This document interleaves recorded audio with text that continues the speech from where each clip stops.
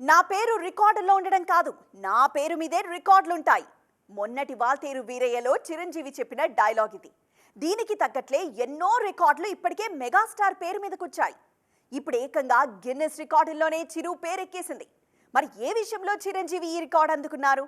చిరు సాధించిన అరుదైన ఘనతపై special story.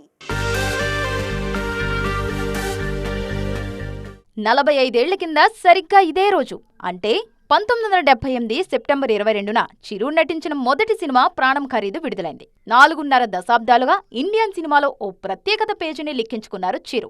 ఈ ప్రయాణంలో ఎన్నో రికార్డులు సొంతం చేసుకున్న చిరంజీవి ఇప్పుడు Guinness record of world records లో చోటు సంపాదించుకున్నారు. చిరంజీవి అంటేనే డాన్సులు, డాన్స్ అంటేనే చిరంజీవి. ఒకప్పుడు పాటలొస్తే థియేటర్స్ నుంచి బయటకు వెళ్లే ప్రేక్షకుల్ని కేవలం పాటల కోసమే థియేటర్కు తీసుకొచ్చే స్థాయికి తెలుగు సినిమాను చేర్చారు చిరు. ఈ డాన్సులే ఇప్పుడు ఆయన్ని గిన్నిస్ బుక్లో చేర్చాయి.